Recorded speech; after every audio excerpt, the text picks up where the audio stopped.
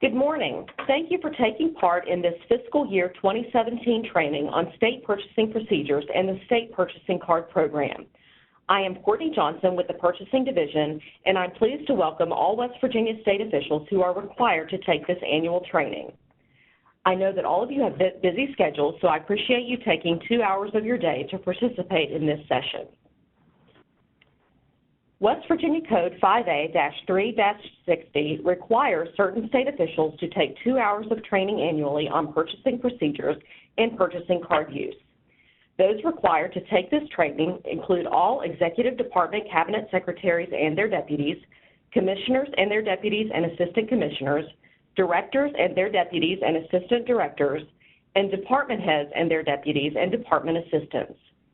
This training is offered twice via WebEx, once in the spring and once in the fall.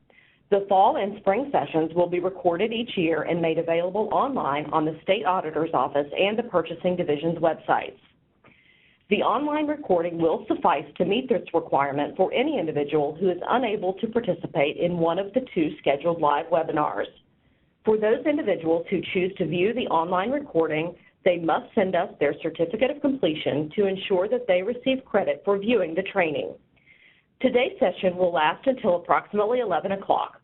I will begin with information on the state purchasing procedures, and I will be followed by Travis Mullinex from the State Auditor's Office.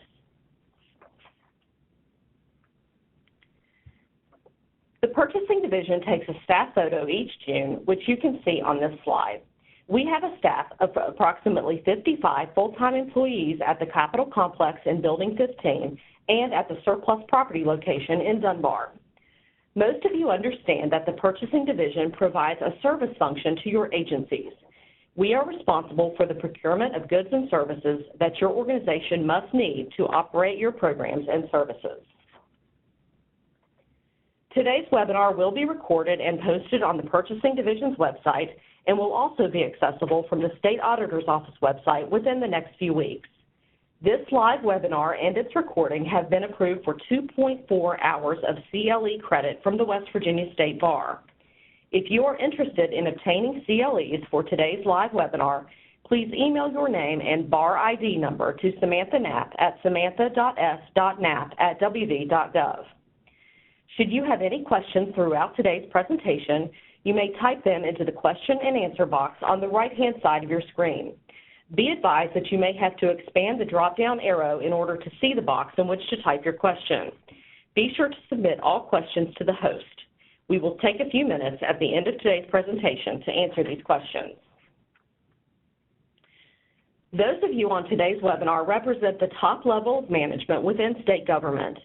All of you are responsible for leading and managing the delivery of services required of your agencies to the citizens of West Virginia. In order for your agencies to be successful in delivering these mandated services to our citizens, your agencies need many different types of commodities and services. The Purchasing Division's core function is to obtain on your behalf these commodities and services as you need them to allow you to fulfill your mission. We depend on and work closely with your procurement staff to fulfill these needs. On this slide, you can see the Purchasing Division's mission, and that is to provide prudent and fair spending practices in procuring quality goods and services at the lowest cost to state taxpayers by maximizing efficiencies and offering guidance to our customers. During today's webinar, we hope that you will obtain a general understanding of who we are, but also what we do and how we do it. Before we get into the meat of how we buy, I would like to introduce you to the organizational structure of the Purchasing Division. As you can see on the screen, Mike Sheets serves as the acting director of the Purchasing Division. Furthermore, the division is made up of 3 sections in addition to our legal counsel. They include the Acquisition and Contract Administration section, the Communication and Technical Services section, and Program Services. The following staff members oversee these various sections.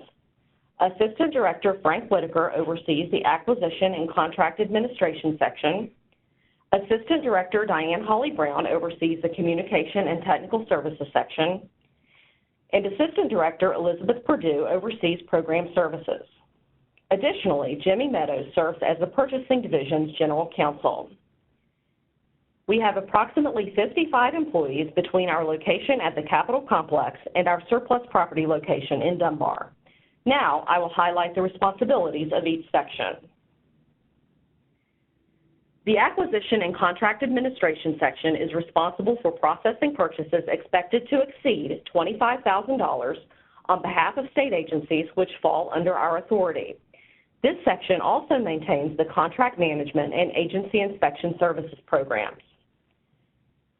We have a staff of 12 buyers and supervisors who are responsible for processing the commodities and services on behalf of state agencies. Our buyers are assigned by agency rather than by commodity. They serve as the subject matter experts on the state purchasing process and not in the specific commodities and services that they buy. The reason that we are organized this way is because we believe our expertise should be in our core mission, which is purchasing, and that the staff within your agencies have the specific technical expertise, in most cases, of the commodities and services that you need. There is one exception. We recently assigned one buyer to perform the procurement function specifically for construction-related contracts. Construction solicitations can be very complex, and having a buyer on staff dedicated solely to construction ensures that we have one person to serve as a subject matter expert on the processes and procedures related to construction contracts. Having our buyers assign specific agencies means that each of your agencies has a sole point of contact in the purchasing division, which allows the purchasing division to provide better customer service to your agencies. The assigned buyer for your agency works together with your agency-designated procurement officer or officers to buy the commodities and services required by your agencies. These relationships are critical in ensuring success during the procurement process. The next section is the Communication and Technical Services section.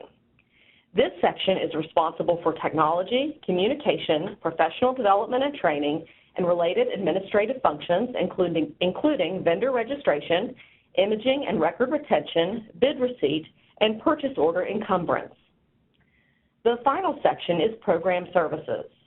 This section is responsible for several programs administered by division, including the Surplus Property Program, which manages the state and federal programs for property no longer needed within the respective governments, the Travel Management Office, which offers guidance to state business travelers and oversees statewide contracts for travel-related services, and the Fixed Assets Unit, which maintains the state's inventory of personal property.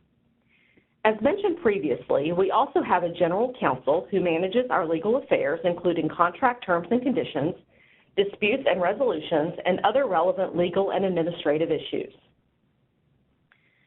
Most state governments throughout the nation have a centralized procurement function similar to West Virginia. However, the administration and rules vary with each state. West Virginia Code centralizes the procurement function of state government within the purchasing division in the same way that other functions, such as personnel, technology, finance, and retirement, are centralized for most agencies. There are many benefits to the services of the centralized procurement function. Having the consistency of laws, rules, and procedures, gaining economies of scale, and providing system transparency are all important in the procurement of goods and services. The Purchasing Division manages procurement transactions for agencies under its authority, including but not limited to commodities, services, and technology. State agencies are generally delegated the authority to purchase up to $25,000, with the Purchasing Division processing all transactions expected to exceed that dollar threshold. The Purchasing Division awards statewide contracts for commodities and services that are common to most agencies and include office supplies, technology equipment and services, and vehicles.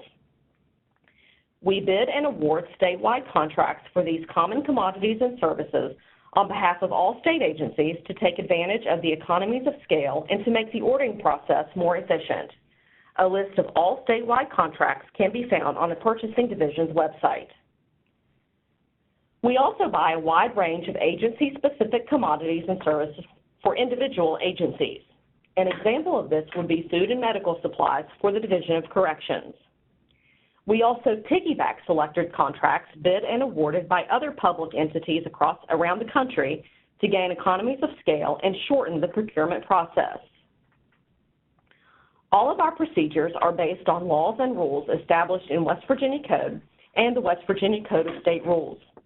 Our primary code citation is 5A-3, and our rules are established in Title 148, Section 1 of the Code of State Rules.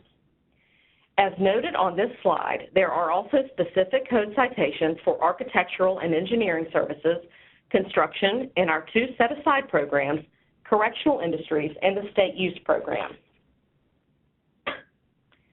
As is the case with many other state functions, this centralized procurement system is not without exception.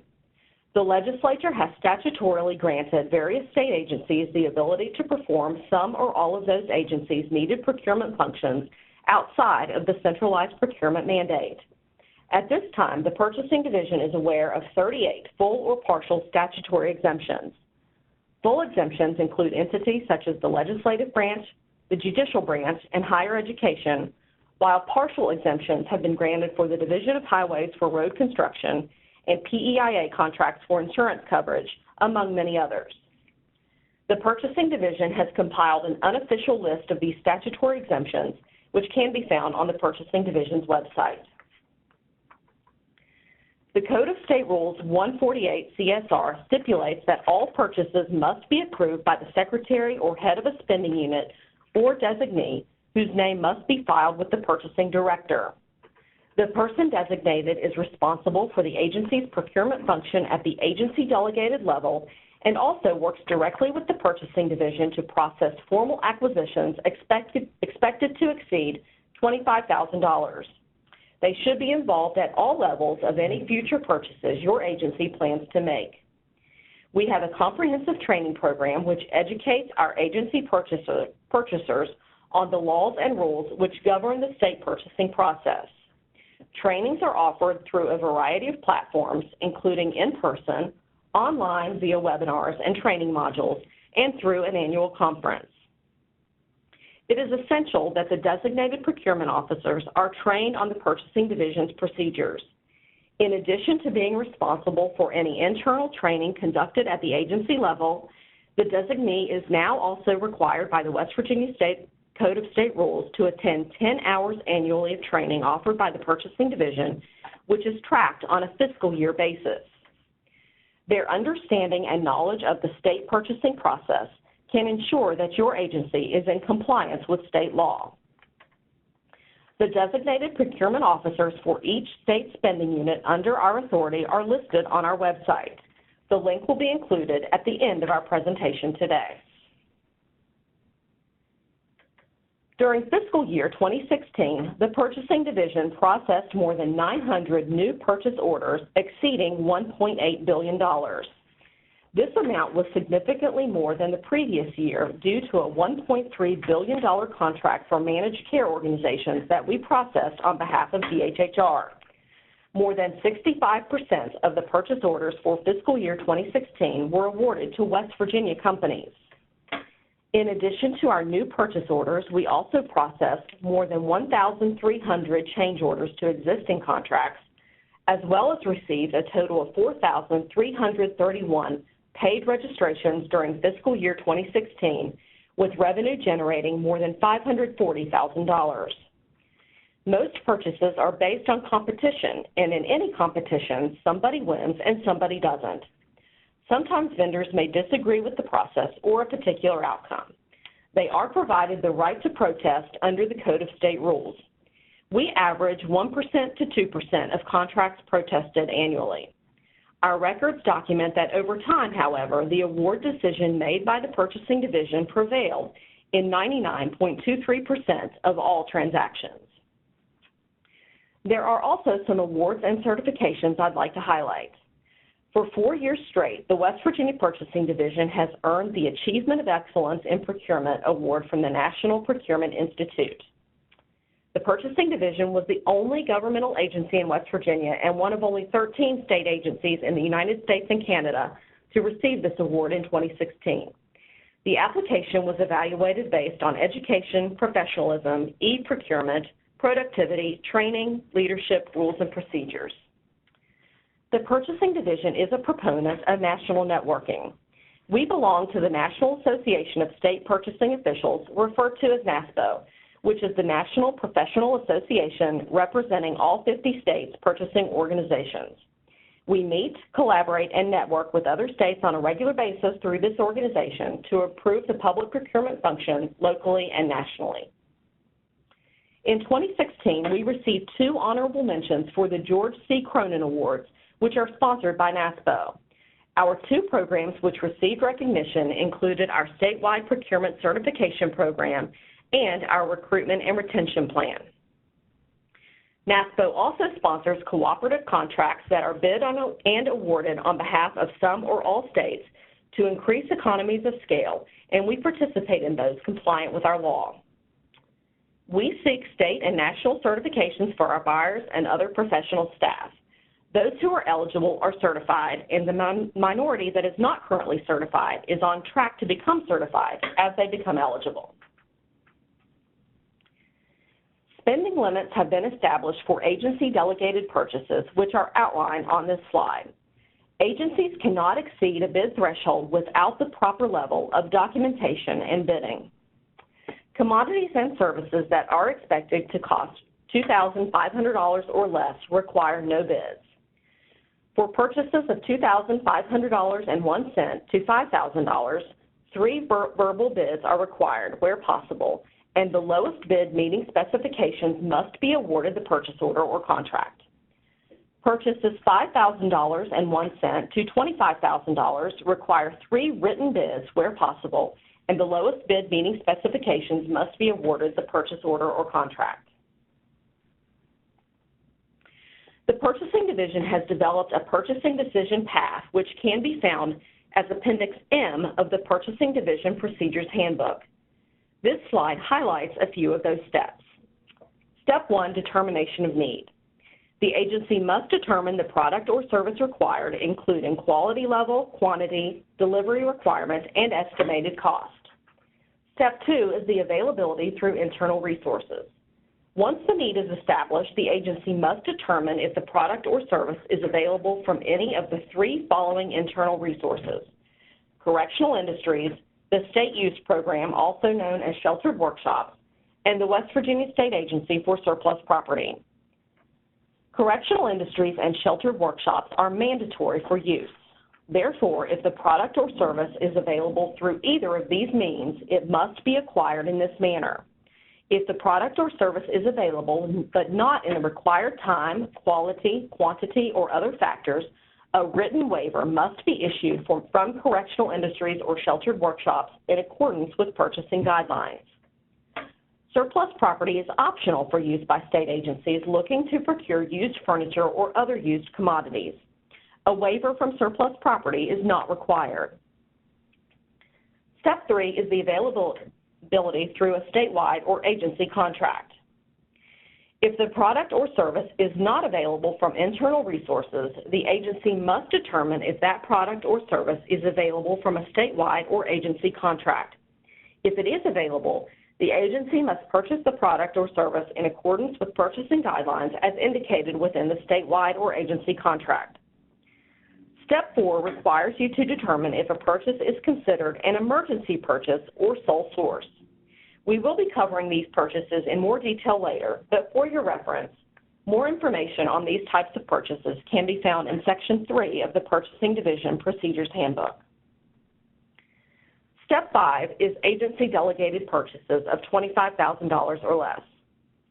If the competitive product or service is not available on a statewide or agency contract or through an internal resource, the agency must utilize its delegated purchasing procedures if the acquisition is estimated to cost $25,000 or less. To view the entire 11 steps of the Purchasing Division Decision Path, the link to the Purchasing Division Procedures Handbook will be offered at the end of our presentation. And as previously mentioned, the decision path may be found as Appendix M. The Purchasing Division utilizes various methods of solicitations, which we will get into shortly. However, one thing to keep in mind is that a vendor must be properly registered with the Purchasing Division in order to receive a contract award or purchase order. Let's go over our vendor registration requirements briefly. All vendors conducting business with the state of West Virginia are required to register with the Purchasing Division in accordance with West Virginia Code 5A-3-12. There is an exception to this registration requirement, which are purchasing card vendors providing travel-related services or receiving an aggregate total yearly payment of less than $25,000 from a state spending unit. Keep in mind, vendors do not have to register in order to submit a bid, but only to receive a purchase order or contract.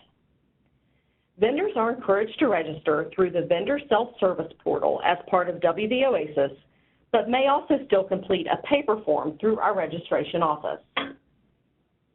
Vendors receiving orders for products or services exceeding $2,500, regardless of payment method, must pay an annual fee of $125.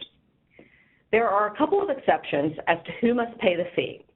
These include purchasing card vendors providing travel-related services or receiving an aggregate total yearly payment of less than $25,000 from a spending unit, as well as sole source vendors and those vendors who are providing products and services that have been declared as non-competitive exempted products or services listed in Section 9 of our Purchasing Division Procedures Handbook.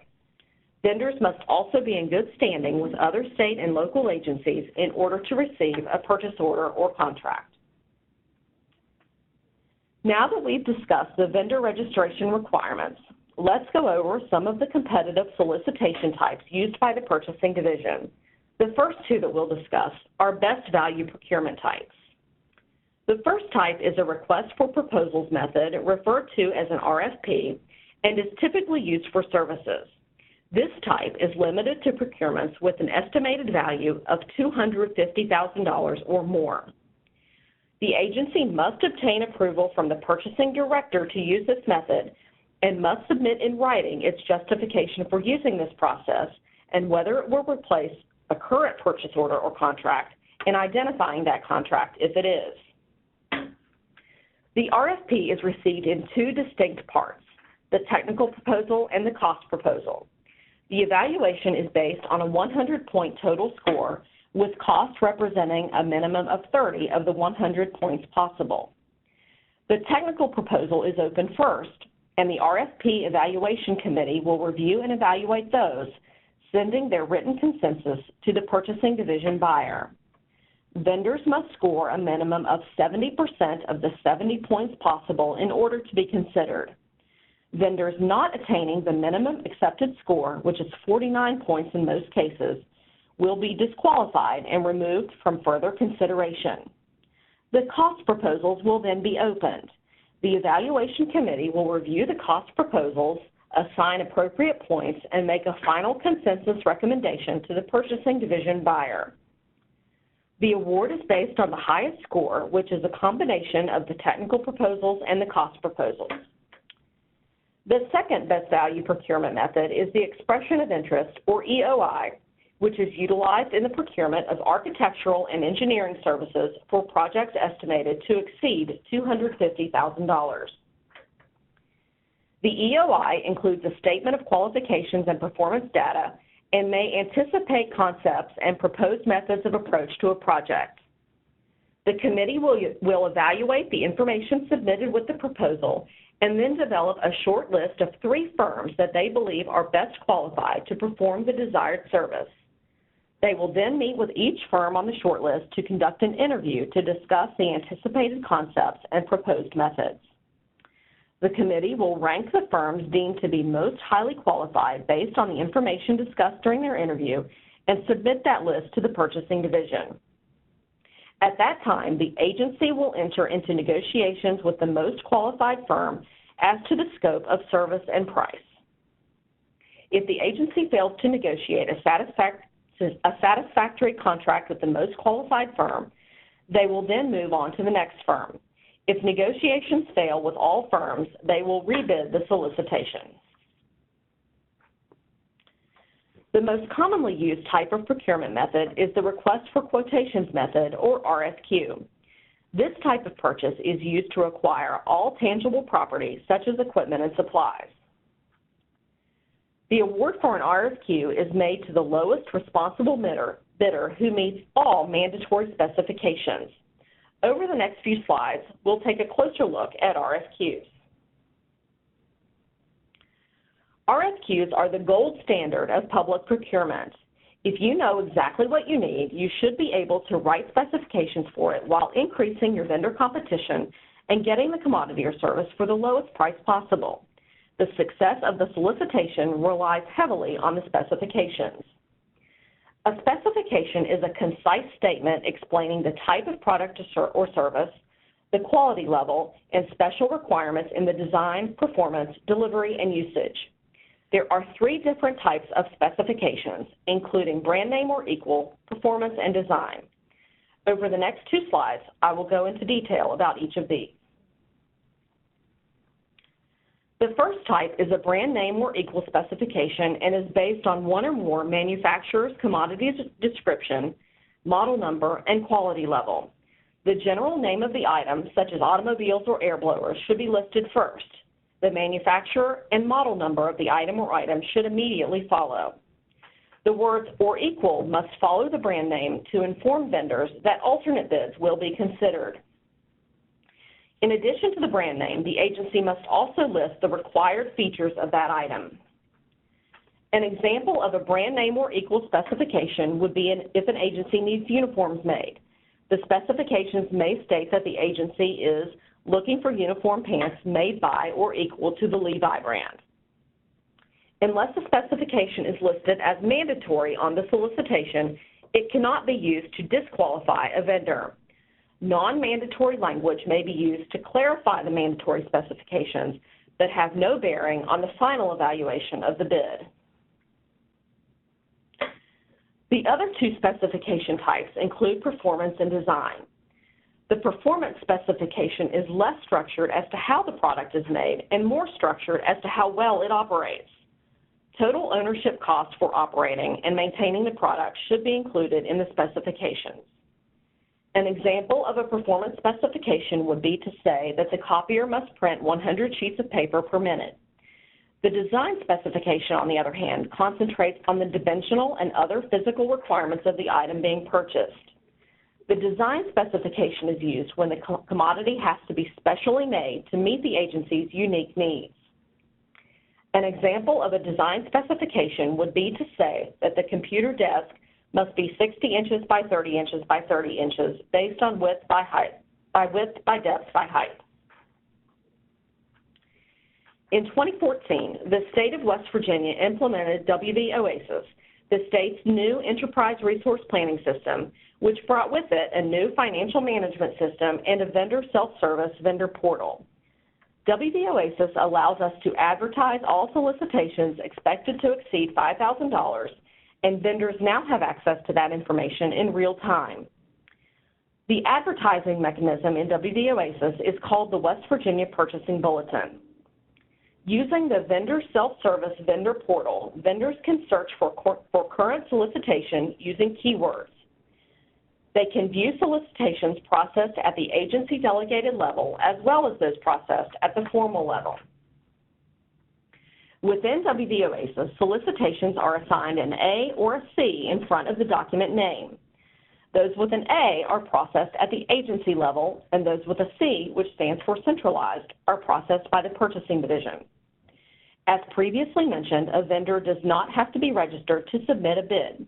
However, one of the benefits of registering is that the vendor can assign itself commodity codes, which means that they would be notified any time a solicitation is publicized using those commodity codes. This makes it much easier for the vendor to stay informed of ongoing solicitations. As part of WV Oasis, the purchasing division now accepts electronic bids in addition to paper and faxed bids. Any bid that is faxed will not be timestamped as complete until the last page comes through. Therefore, it is best to encourage vendors not to wait till the last minute to submit their bids, because even if the bid is 1 minute late, that bid will be disqualified.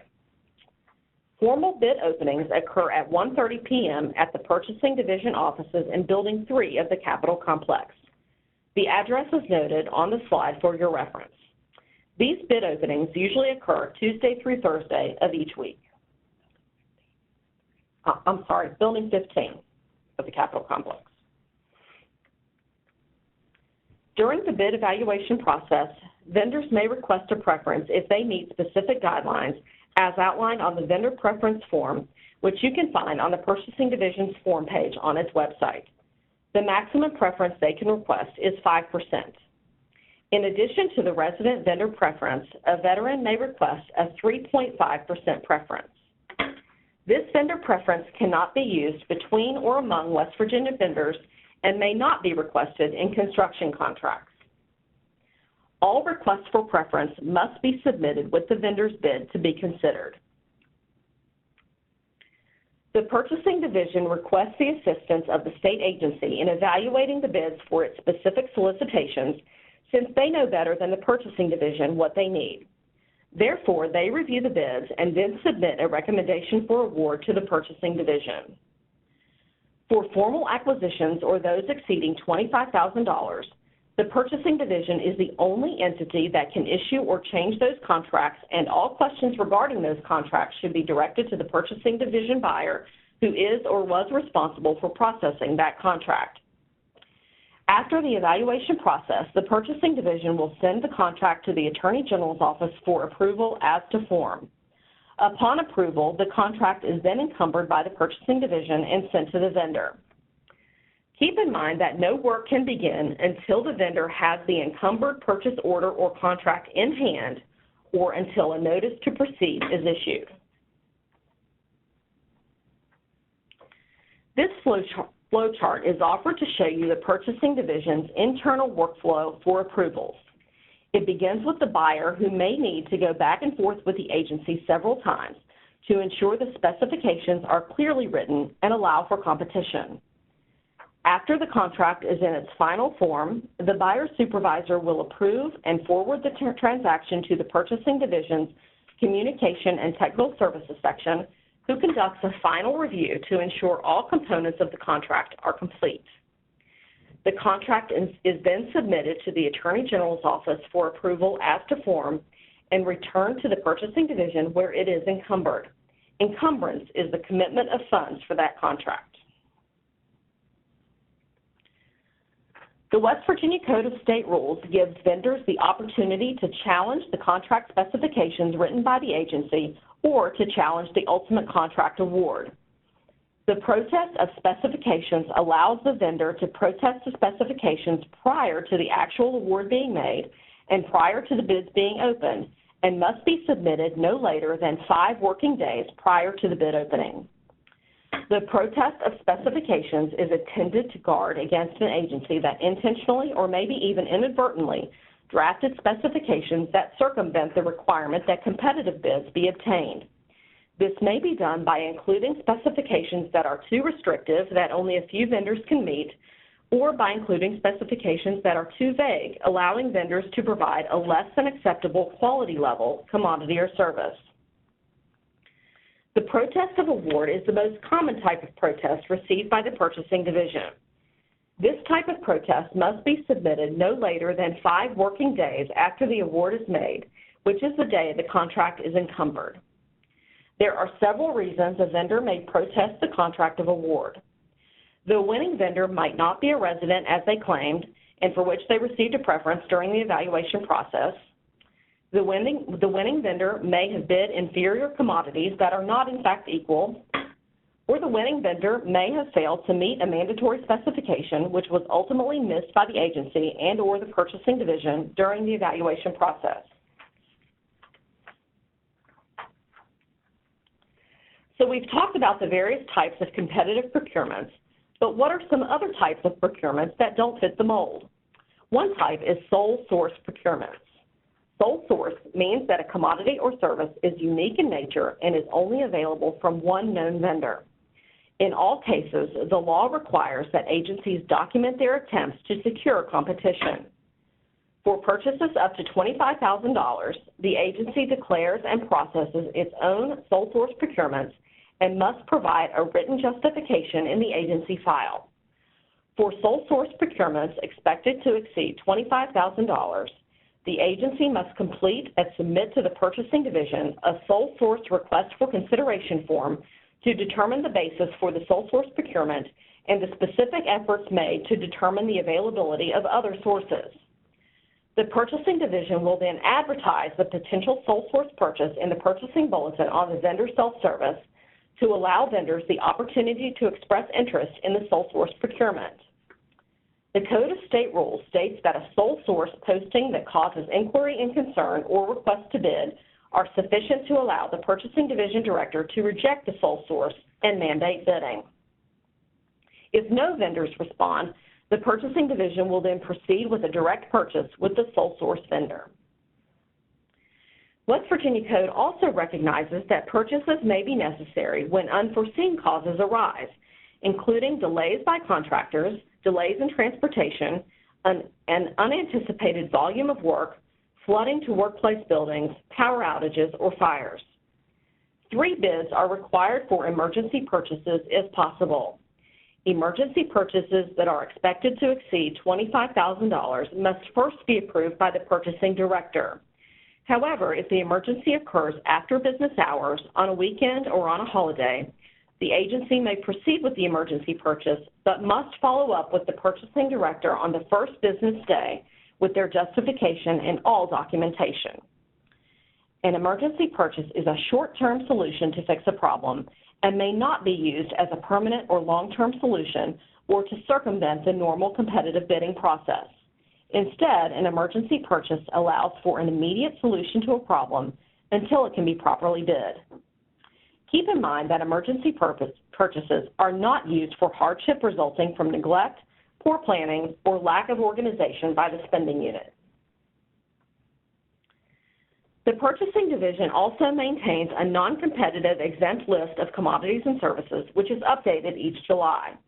This list can be found as Section 9 of the Purchasing Division Procedures Handbook.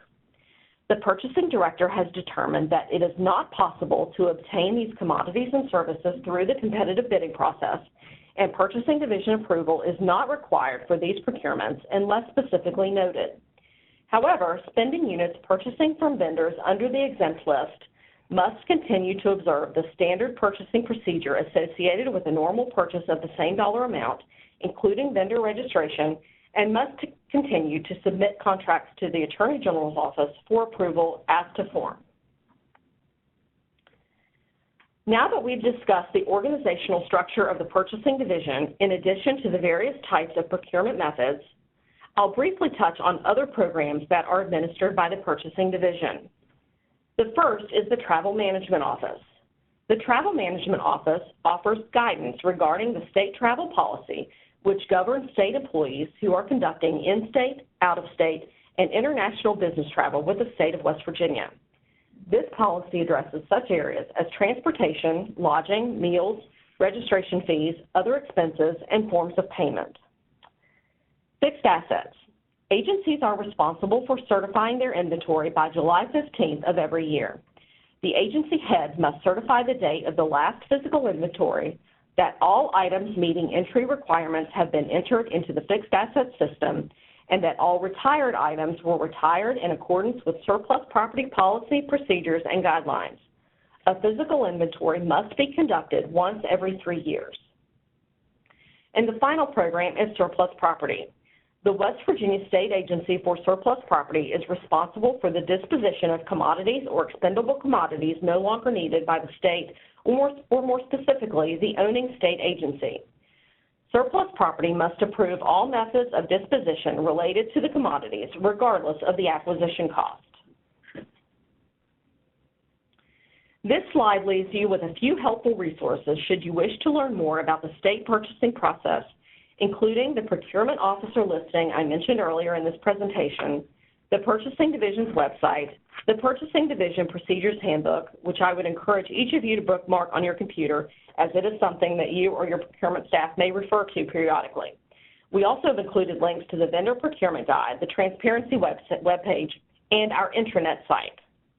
Please keep in mind that we'll take a few minutes at the end of today's presentation to answer any questions you may have, so please continue to send those questions to the host. On behalf of the Purchasing Division, I appreciate your attention. We will now prepare the presentation slides for the purchasing card portion of today's training. Thank you.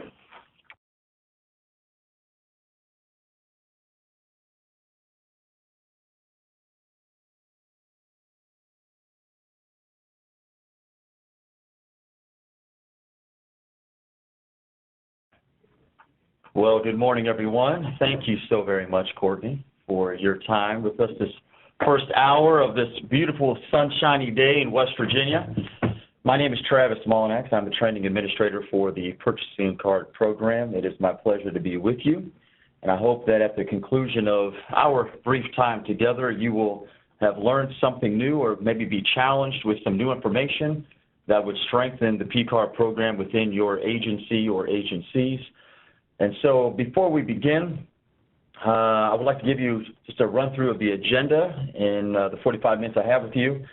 We're going to begin first with a review of some basic general information, and then about the PCard program itself. We're going to talk about the history, the statistics of the PCard program. We'll make our way into the administrative responsibilities and other basic areas, and then move our attention to the roles of coordinators, cardholders, and then conclude with the time of questions.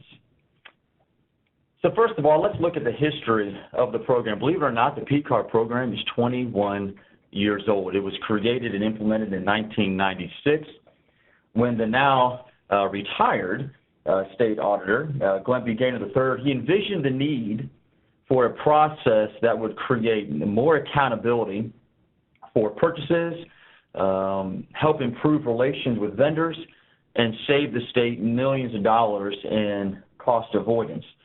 And so in 1996, through West Virginia Code 12-310, as well as Legislative Rule 155 CSR 7, we have the creation of the program.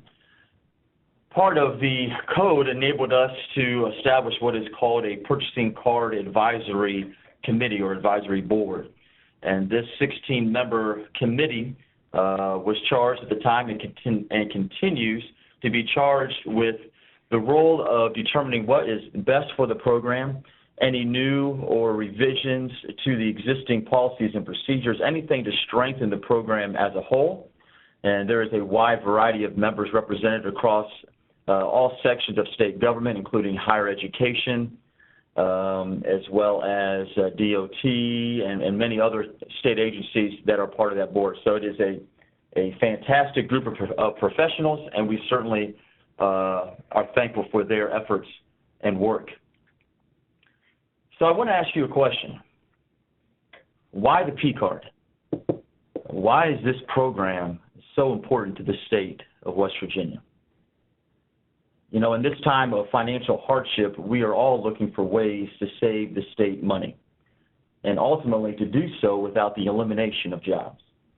So no doubt, I'm sure there are plenty of state programs currently in operation today that saves the state money.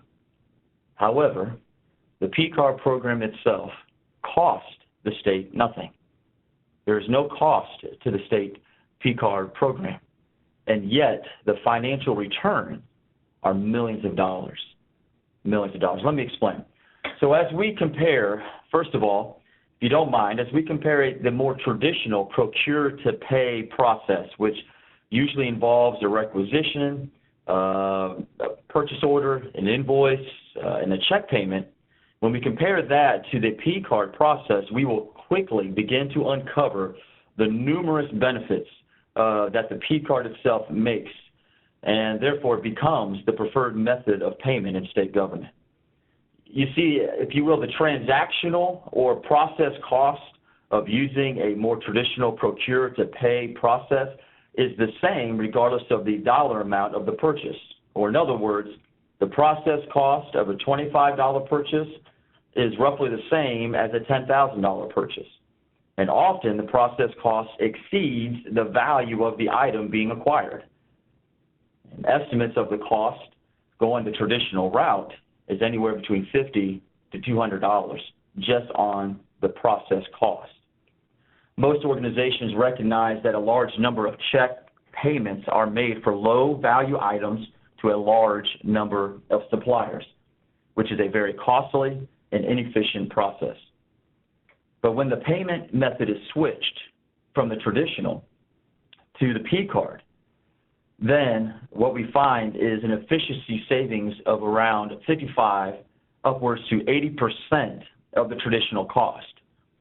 So per an evaluation from the National Association of Purchasing Card Professionals, the typical savings resulting from PCard usage is roughly $63 per transaction. Think about that. $63 per transaction can be saved just by using the PCard instead of the traditional procure-to-pay process. And what this translates into is simply millions of dollars in savings just in cost avoidance alone. But not only are there cost avoidance savings to be found with the PCard, using the PCard makes the state a better business partner with vendors. The vendor that accepts the PCard for payment can reap considerable benefits to outweigh the costs related to card acceptance. Some of those benefits include cost reductions associated with the elimination of invoice creation and handling and mailing, as well as the costs associated with depositing payments and collection activities. But probably one of the most highest level of benefits for the vendor is that vendors receive payment within 2 to 3 days, which considerably increases their overall cash flow, it increases their sales, and it results in customer satisfaction. And why do we say that? Well, because when you consider it a more traditional process, the traditional procure-to-pay process, start to finish, you're looking at the vendor getting paid maybe 45, 90 days, or even longer before they receive a payment from the state. And this is an unfortunate yet a reality with the use of the traditional procure-to-pay processes. So no doubt, from a vendor perspective, to be able to get paid, reimbursed 2 to 3 days versus a 45, 90, or longer day process or timeline, you can see that simply using the PCard definitely makes the state of West Virginia a better business partner. So are there other benefits to the state of West Virginia? Yes, there certainly are. One of the benefits for HCs is that they will have approximately 30 days to pay the bill to the issuing bank, which enables the state treasurer's office to invest the money a little bit longer. And I'm sure that some of you listening today are already aware of what I'm about to tell you, but currently the state of West Virginia PCard program on the state side is considered one of the best countries throughout, or one of the best programs, throughout the entire country when compared to other state or local PCard programs. In fact, I can tell you that we are oftentimes used as the model when different banks like Citi, for example, Citibank, who currently holds our contract, when they are speaking to other clients, they will use us as the model during their negotiations and during how to explain to other state agencies how they can be successful. We are the model by which they use. That's how well our program is doing, and that's how well we have done as a state for this program. And so that is something to be very proud of. But in order to maintain that, in order to always be the standard by which other state governments are using to measure their programs, we need to make sure that the PCard is being used, make sure that it's being used properly, and that it is indeed the payment mechanism wherever Visa, which is our current card brand, is accepted. And that's the key. Wherever Visa is accepted, the PCard needs to be used as the payment mechanism. We know, without a doubt, that the PCard itself provides efficiencies for the payment of state expenditures. It effectively decreases accounts payable expenses. It cuts administrative program costs and offers increased control and monitoring of payments. But my question to you, everyone, are we utilizing the PCard to its fullest potential?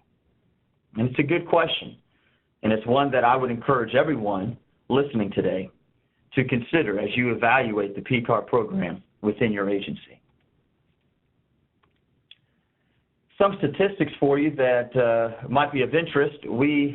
Over the last fiscal year 2016, there were approximately 641,000 transactions were processed which translates to about an average of $666.10 per transaction. And all things considered, that number might seem like a large number. Depending on your agency, you might have more low-dollar transactions, but when we do an average and we tie in some of the transactions from our friends at DOT, for example, who make large dollar items for asphalt, the purchase of salt, just to name some examples, the overall average per transaction is $666.10. In light of our other state agencies around the country, that is a very acceptable number, and maybe even a little bit on the lower side per transaction. What this translates is about $427 million in total dollar volume, which, if we go back to my $63 savings, cost avoidance savings that I spoke of when we switched from a traditional procure-to-pay process to a PCard process, that means in last fiscal year we saved $40 million alone in cost avoidance. And that is a considerable number when we take into consideration our current budget situation. So certainly, utilizing the PCard as a method of payment saves the state of West Virginia as a whole millions of dollars. Currently, we have more than 7,000 cardholders statewide that range in many different varieties of cards that are used, but we have approximately 7,000 cardholders. When we think about the PCard program, it was necessary to establish what we call the policies and procedures. That was established in 1996, one of the very first things. It has gone through a few different revisions throughout the years. And our current vision, or our current revision that we have, you're more than welcome to go to the state auditor's website. There's a purchasing card app that you can click on, and within that app, the information or link to the policies procedures is available. So I would certainly encourage you to find your way there to print off a copy of the policies and procedures for your files. The P&P does establish the minimum standards for the use of the card. What this means is that agencies are more than welcome to make their internal control procedures more stringent, but they have to at least abide by the PCard policies and procedures, since that establishes the minimum standards. Every single spending unit must adopt, document, and develop their internal control procedures, and they have to ensure that it is in compliance with not only our policies and procedures, but any other policies and procedures or rules that they have to abide by or they are governed through. They need to make sure that it follows those rules and guidelines as well. So who is responsible for the purchasing card program? Well, in the spending unit, it is the coordinator and cardholder's responsibility to, first of all, be thoroughly knowledgeable of the policies procedures, as well as any purchasing laws and guidelines. Sometimes we receive questions from agencies asking us whether or not they are allowed to make this purchase or that purchase. And we within the PCard division are not of authority in order to answer that question. We always say you need to check with your purchasing officer or contact the purchasing division directly to see if you have the authority in order to purchase the item in question. And naturally, if they do have the authority to purchase the item, following all the rules and regulations, and the vendor accepts Visa, then the PCard should be used as the method of payment. But not only are coordinators and cardholders responsible for knowing and understanding the rules and the procedures and the guidelines of the program, but also every other member of the agency who is charged with the reviewing and or approving responsibilities, such as agency heads, chief financial officers, department heads, directors, managers, supervisors, whoever pretty much is setting eyes on PCard transactions in that review or approval process. All of them need to be fully knowledgeable of the PCard policies procedures, and so they can do their job with efficiency and with the proper authority. Ultimately, though, somebody has to be in charge. And at the agency level, that is the CFO, or the agency head, shall serve as, or designate an individual to serve as the CFO. So the agency head or the CFO cannot simply just kind of wipe their hands and not get into the trenches of the program. It is their responsibility. They are ultimately in charge of the program. And many of our agencies, CFOs or agency heads, do an excellent job with this, and we're certainly thankful for their efforts. But the CFO is ultimately responsible for the program. They're responsible for the administration of it, the monitoring of all the transactions, what's going on, all of the oversight with the program. It is up to them to make sure it is done well and with excellence. Transactions are naturally permitted on the card as long as the agency, again, as I mentioned before, can provide documentation saying they have the authority to do the purchase. That means they're following all the laws, the rules, regulations, policies and procedures, and any other governing instruments in play. As long as they can show that, then transactions are absolutely permitted to be done with the P-card. We have 6 different types of P-cards available. The most common one is the one card, the state purchasing card. That P-card itself is not locked down to any specific MCC, merchant category code. It is open to be able to purchase any items for state business or for state use as deemed necessary. But we also have a travel card and a ghost account. The travel card and ghost accounts, those are locked down to travel-only MCCs. Those cards, the travel card is issued at the individual level, whereas the ghost card or the ghost account is issued at the agency level. We just got done implementing many ghost cards that were on the United Bank system. That contract expired, and therefore many agencies have opened up new ghost cards with the purchasing card program. And for those that are listening today, maybe that was part of what your agency has done in the previous months prior to today.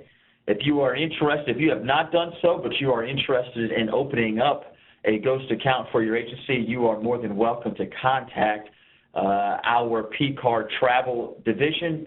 You can email them at pcard_travel@wvsao.gov, and they would be happy to answer any travel-related questions you may have. We have 3 additional card types. The virtual card, some of you may be familiar with the virtual card and its platform. I won't go into full detail of that yet. We are in the implementation or the pilot stage of that implementation. I'm kind of working through that for some agencies.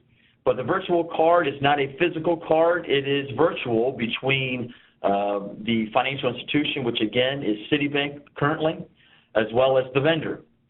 And once that virtual card number is utilized, it is forever gone. It cannot be utilized again. So the idea there is for the opportunity for fraud to occur is greatly reduced. And so there is tremendous benefit going or utilizing a virtual card platform. We do have fleet vehicle cards available, which is obviously cards that are contained within a fleet vehicle for the purchase of anything fleet related. And then we have our emergency P cards for those that are needed to be turned on in the situations of a state of emergency when that is declared. We have emergency cards for those types of situations. Next, I'd like to discuss with you the chip and pin technology. This is no longer new. This is kind of been around for a little while. For many of us in our personal life, our personal cards, credit cards, switched over to the chip and pin technology. This came straight from Visa and MasterCard in the credit card industry. It was their efforts to try to secure or to make more secure transactions. And certainly, to no surprise, it found its way into the corporate level environment. And naturally, last year, we concluded, or in the year before that, we began the implementation of issuing new chip and pin P cards to all of our cardholders, which therefore requires them to establish a unique PIN specific to that card. And let me just take a moment to make sure that there is clear understanding in this. that no one besides the cardholder, him or herself, should know the value of that PIN. That PIN is a unique number or value that the cardholder, him or herself, establishes, and they are not permitted under any circumstances to share that number with their coordinator, their supervisor, manager, their boss, no one. That is a unique number to them. That's part of what makes PCard security effective. Naturally, if you're sharing your card information with somebody else, that is a violation of the policies and procedures, and therefore that card has now been compromised. With security, it is important that the cardholder make sure that they store their card, their physical card, as well as any documentation related to the card, like bank statements, in a secure location. To just have it lying around on their desk, for example, is not the best of choices, as anyone could come in and set eyes on your information. And though we do tend to trust our people, we still need to do our due diligence to secure and make sure that the PCard information is secure for the chance that somebody may want to compromise the card in a fraudulent mindset. Let's do our best to make sure the card and its information is secure. Agencies do have the option to utilize the PCard for payment when a third-party payment processor is being used. The key here, though, is that we need, as the State Auditor's Office PCard Division, we need to grant that approval prior to the transaction being executed. This is important. The reason why is because when you go through a third-party vendor like PayPal or Amazon Marketplace, what you are giving up are your dispute rights. When you as a cardholder naturally utilize the card with a vendor in a one-to-one type transaction, you have full dispute rights available to you. But when you go through a third-party vendor, you are giving up those rights. And so getting the pre-approval is you signing a form. That form, again, is located at the auditor's office.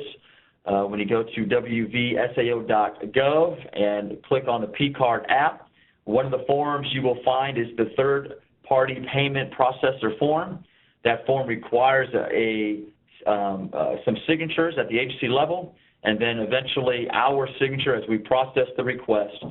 And those signatures indicate that you at an agency level understand that you are giving up the dispute rights and that you are taking full responsibility for any type of disputing should it come available. Not only are third-party payment processor situations need pre-approval, but also the purchase of gift cards. Our higher educational friends, they are the ones that typically send these type of requests to us. For gift cards, if you do or find yourself in a situation where you would like to purchase gift cards and distribute them within your agency, this does require pre-approval from our office. We would need to know the full scope of the details surrounding the purchase, such as dollar amounts, how many gift cards, the vendors in play, the cardholder that's going to be utilizing their card for the transaction. And you would be able to email us, the primary coordinator for your agency would email us that request, and we would process it accordingly. To no surprise to anyone, the state of West Virginia is tax exempt when you purchase an item or goods within the state of West Virginia with an in-state vendor. So please make sure that your cardholders have a copy of the tax-exempt certificate with them so that they can provide this information to the vendor so that tax will not be charged. Convenience fees and checkout fees. I'd like to take a moment and talk about these two because certainly these two are easily confused, and I'm going to try to do my best here to make sure you are understanding of what this means. First of all, I would like to draw your attention to our Policies and Procedures section 6.9. In your casual reading, maybe at bedside, you can read section 6.9, which goes over in complete and total detail the convenience fees and checkout fees and the differences between the two. In a nutshell, it's like this. If you are doing a transaction with a vendor and their typical transaction is a face-to-face type of a transaction, they have a storefront and you go in there and you secure the goods. That's their basic means of transactions or selling their product. But they have contracted with a third party to where maybe you can secure the goods through a third-party avenue to secure those goods instead.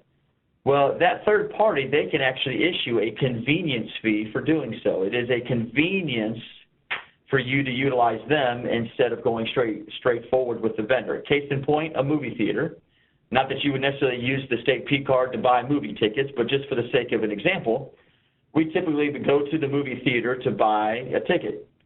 But let's say instead you chose to go online to fandango.com and purchase your tickets through Fandango. Fandango would have the right to charge a convenience fee for the ease that it is to use their services to secure those tickets. That fee has to be a flat rate. It cannot be a percentage. So it must be a flat rate. Conversely, a checkout fee is a fee that can only be assessed at a point of sale type situation where you have a storefront. And having a storefront, the vendor has clearly posted, by the way, they have to clearly post at the front of the storefront as well as at the register. They have to clearly state that if you are going to use the PCard for your method of payment, there will be a checkout fee assessed on the bill. And that checkout fee is a certain percentage. That percentage cannot be more than 4%, and nor can it be more than what the vendor has to pay back to their bank for them utilizing or being set up to take the card. So in other words, if they take the card and they're being assessed a 2% checkout fee in order to accept the card, they cannot turn around and charge the customer 4% when they themselves only have to pay 2% to the issuing bank.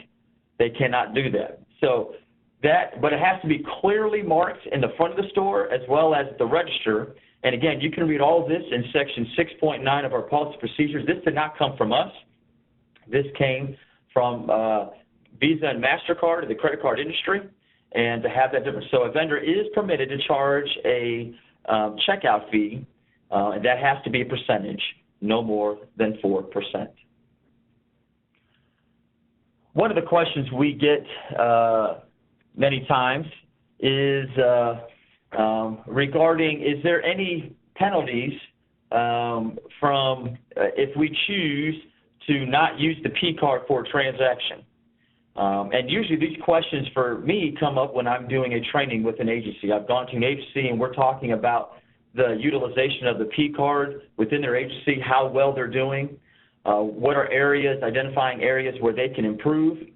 And oftentimes I will ask them a question. I said, so give me a vendor, and can you provide for me a vendor to where you are going to that vendor with your people, and that vendor accepts Visa, they accept a PCard, but you have a certain percentage of your transactions with this vendor you're going through PCard, and then other transactions you're choosing the traditional route instead.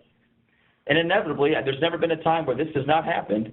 They always are able to give me an example. They can always give me an example of a vendor that they are doing both processes, the traditional as well as PCard, paying this vendor. And so this begins that conversation. Well, within the code itself, I'm not sure if you are aware of this, and you're welcome in your reading, again, to look it up.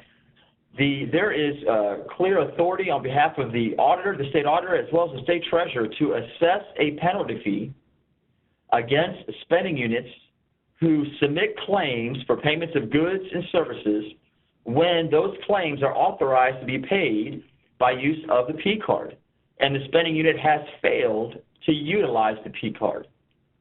So let's make sure you understand this. So if a vendor accepts the PCard, you should use the PCard as the payment mechanism. And if you don't, it is within the code that a penalty fee may be assessed on those transactions to which the PCard is not used. This also within the code, if you look it up, that penalty fee is not only that penalty fee is assessed at each transaction. So there's a fee per transaction when this occurs. Now, thus far, It is up. Thus far, I have not heard of that penalty fee being assessed. The auditor and the treasurer have not done so or put into action, but it is in code. They would have the authority to do so if they decided to exercise that. So I just wanted to bring that to your attention and make you aware that part of the process or the responsibilities of the agency head and the CFO is to make sure that anytime a vendor accepts the P-card or accepts Visa, the P-card should be the method of payment for that. So therefore, proper utilization of the card is very, very important. I'd like to now transition ourselves to the role of a coordinator. The coordinators for us is one of the most valuable members, if you will, in the hierarchy of the P-card program within an agency. As a reminder, the agency head, again, shall serve as or designate someone to serve as the CFO, who is ultimately responsible for the program. But part of that responsibility, of course, of oversight is also determining, do I have enough coordinators in play within my agency to ensure that everything that the P-card program within our agency is being done to the most efficient and professional level. When we unveiled Oasis, that put agencies in a unique situation of realizing that they actually did not, for many of them, did not have enough coordinators in place to properly ensure that the reconciliation of their charges on a monthly basis were performed and done or completed in a timely manner.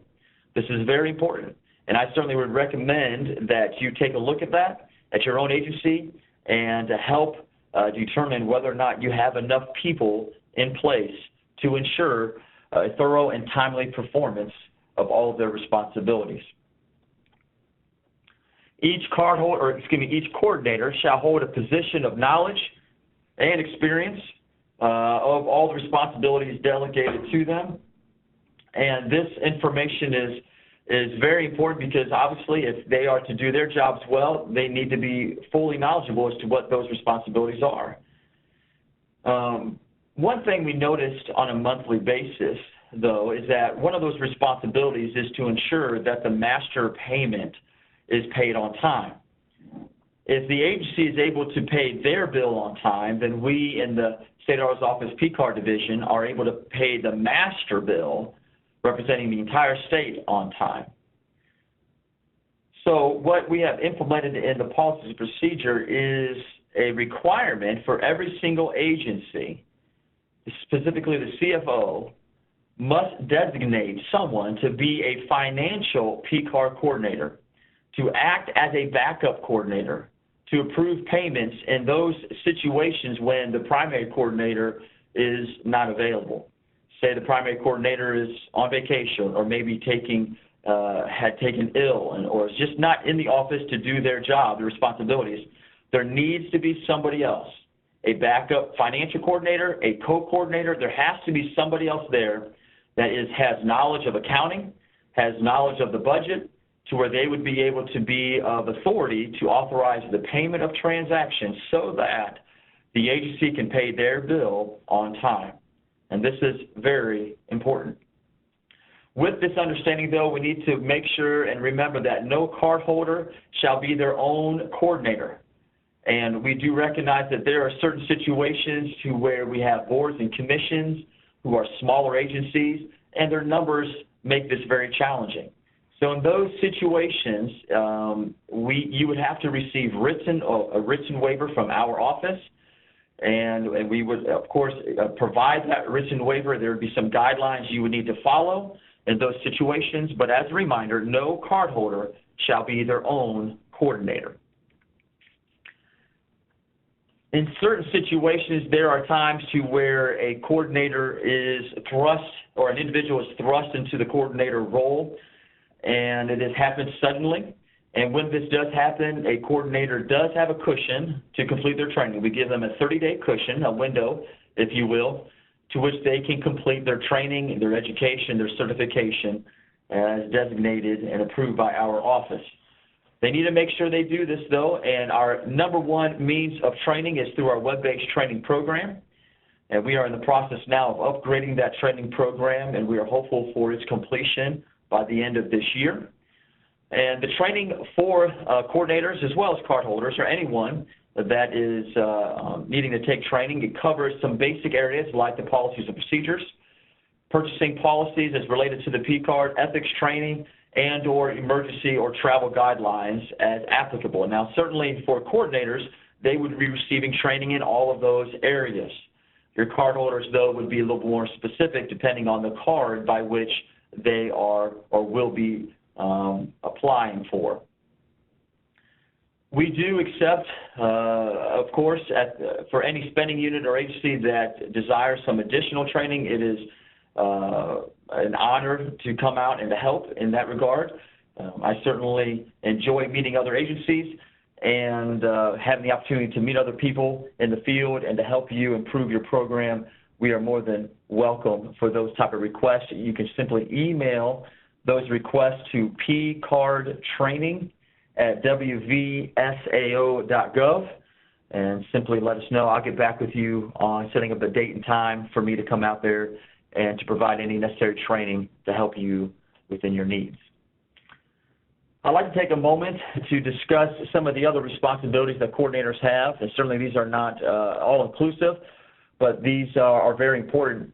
Coordinators are charged with PCard issuance, and the cardholder, him or herself, are not the ones that apply for cards. It is the coordinator that applies on behalf of the cardholder, and they need to verify the completion of all training requirements and any other requirements in play. They are charged with determining the limits, the spending, the cycle limits with the cards, and of course, they should destroy cards or cancel cards in those situations where they are lost or stolen or fraud activity has happened. And of course, proper communication with our office in those situations is paramount. They also need to make sure they disseminate updated PCard information down the ranks. One of the more common, elements that I hear from cardholders is that they claim that, I never heard that. I never heard that information, or my supervisor never told me that, or my coordinator never told me that. And whether that's true or not, it brings up a valid point that it's necessary to make sure that the PCard information is disseminated through the ranks clearly for all people involved so that everyone is up to date with the latest and greatest information. Coordinators are also charged with identifying possible ethics law violations related to inappropriate activities by cardholders or vendors. They need to perform biennial reviews of PCard utilization levels. This is important. Now, so in other words, we want to reduce risk. We want PCards to be widely available, but we also don't want to be provide a situation where there is a higher grade of risk and an unnecessary high grade of risk. In other words, you don't want a cardholder to have, let's say, a $100,000 credit limit, which, by the way, is more than acceptable should the agency choose that for that cardholder. But if that cardholder averages only $10,000 a month, why is there a $100,000 credit limit on that card? Sometimes the answer I receive is, well, in July we make a lot of payments, and in July we have, we need that $100,000 limit to be there. Okay, that's completely logical and understandable. Tell you what, to reduce the risk, let's maybe offer this as a suggestion. Put the credit limit at a more logical place, say around $10,000, maybe $15,000 on a monthly basis, and then come that month where there's an increase, simply submit a maintenance form to have the limits increased to the desired amount in order for the cardholder to perform their duties well. And then once that time has gone through and those purchases have been done, you can then do another maintenance to have the card reduced. That's what we're talking about when it comes to utilizations. But the vice versa could happen. You should also consider, maybe I don't have enough credit available to my cardholder. Every single month they're asking me for an increase, so maybe you need to just increase their limits. So it can kind of go both ways. But the coordinator is charged with making sure they do that utilization. And coordinators need to address and establish any additional controls or policies as recommended by any external or internal auditors and reviews. The internal controls must be in place at spending limits or spending units. They must be in place, and they need to make sure they're in compliance with all laws, rules, regulations, policy procedures, and any other governing instruments. That, of course, is a logical thing to say. But my question to you is, do you have internal controls in place? Some of our agencies have yet to submit in writing their policies and procedures, their internal controls to us. So you may need to kind of write yourself a little note and just double check to make sure that your internal controls, not only are they in place, but they are up to date. And they are up to date with Oasis. They are up to date maybe with how you do travel or fleet, whatever subdivisions of your internal controls. Just please make sure that they're up to date and that we have a copy of those procedures in our possession. Ultimately, as I mentioned before, the head spending unit coordinator is responsible to ensure that their master bill at the agency level is paid in full every single month. And in order for this to happen, though, they need to make sure that the cardholders or their proxies are reconciling their stuff in enough time to allow the coordinator enough time for them to be able to authorize the review and payment for those transactions. It does begin at the transaction level, and it has to be completed by the scheduled payment date. Every single one of the transactions within Oasis has a scheduled payment date, and so that information is clearly available for all agencies, so there is no confusion as to when that date is. The responsibility for the agencies, though, is to make sure that they get all their transactions reconciled on time. The application or maintenance request, that is another responsibility of the coordinator. They also have to make sure that they cancel immediately the card upon any sort of termination or separation that the cardholder has from their employment. Any lost or stolen P-cards has to be reported first to the financial institution, and then the coordinator within 24 hours to limit the liability. And let me kind of mention that again. So the question is, if a card is lost or stolen, how in the world can you report it to the financial institution? It is my recommendation that all cardholders write down on a piece of paper the toll-free number that is on the back of their P-cards someplace, maybe keep it in their wallet or their purse or at their desk. That toll-free number needs to be available so that should their card get lost or stolen, they would have the means to be able to call that number and get that card canceled immediately with Citi, who's our current bank, and then contact the coordinator, who in turn will let us know in the PCard division. And the reason why this has to happen is because there's actually a $100,000 insurance policy per card.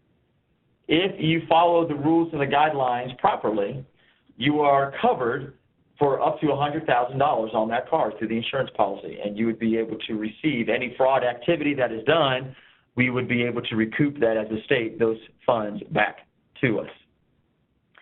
I'd like to briefly go through the reconciliation responsibilities that cardholders have for the PCard program.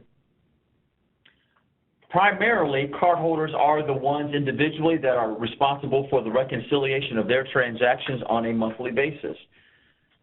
Some agencies have decided that they have some proxies, maybe in central office, that is reconciling the transactions within Oasis on behalf of the cardholder, and that is perfectly acceptable.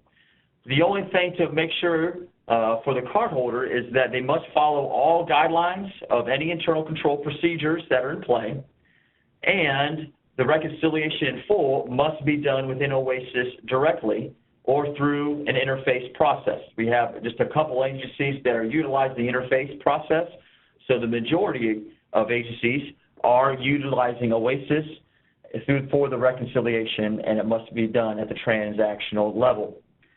Cardholders must review all transactions to ensure that they are legitimate for official state business, and they need to make sure that all documentation is part of each transaction.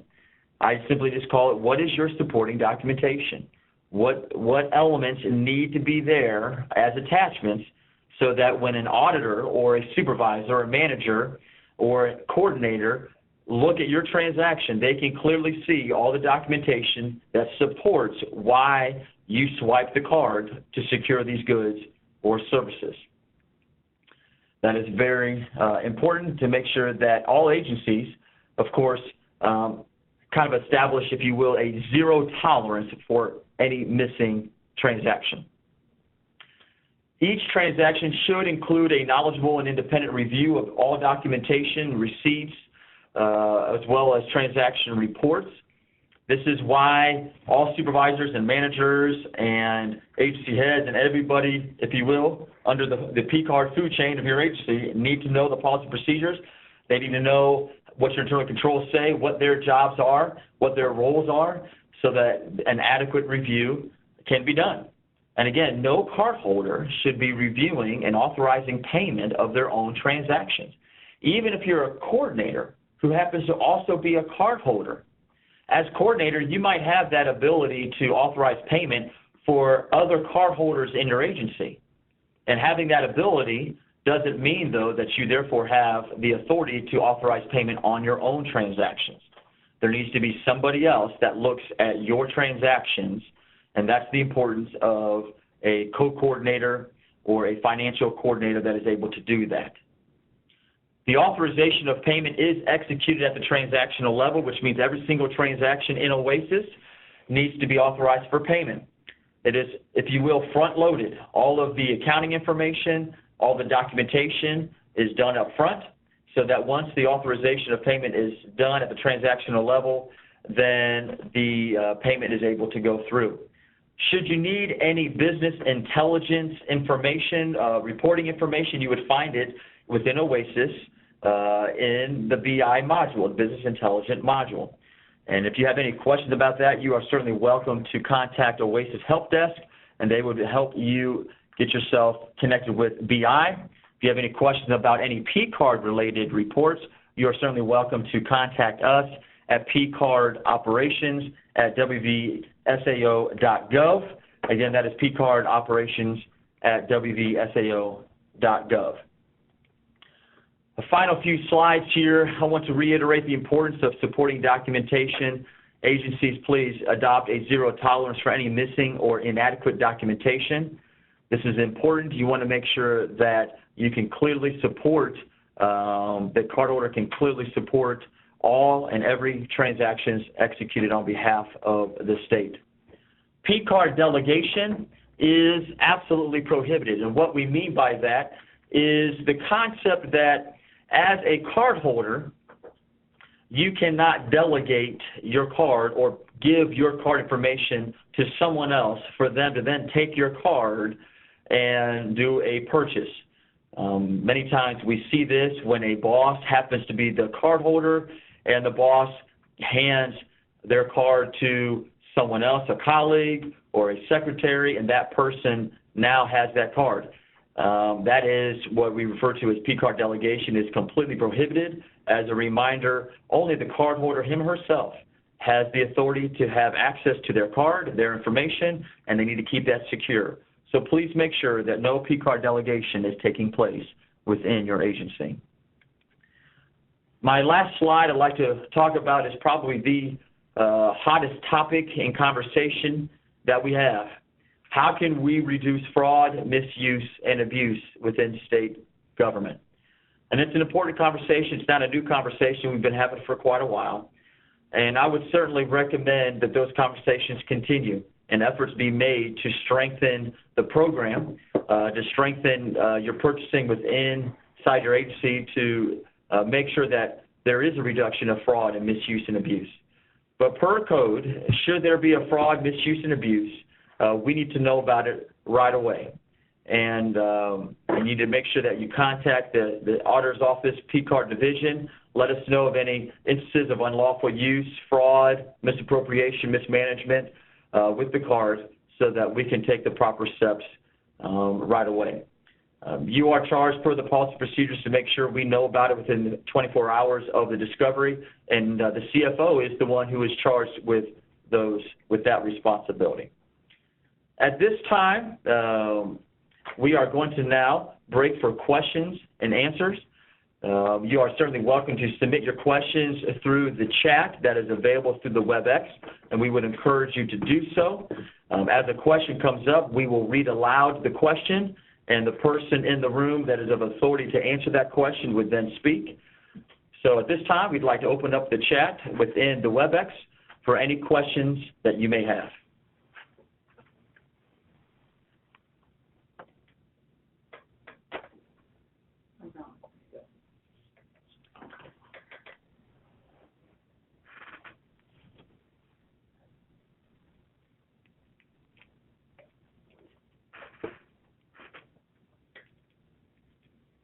Naturally, if no one has any questions after a time frame here, we will dismiss everyone for the day, and thank you again for attending today's WebEx. And we do have, if I may, we do have, if I could take a minute to just say who is here in the room with me. It's not just myself, but we have a whole host of wonderful people in here. So we have Acting Purchasing Director Mike Sheets is with us, Assistant Purchasing Directors Frank Whitaker and Diane Holly Brown, and General Counsel Jimmy Meadows is with us. So any one of us, whether it's a purchasing question or PCard question, we are here for you.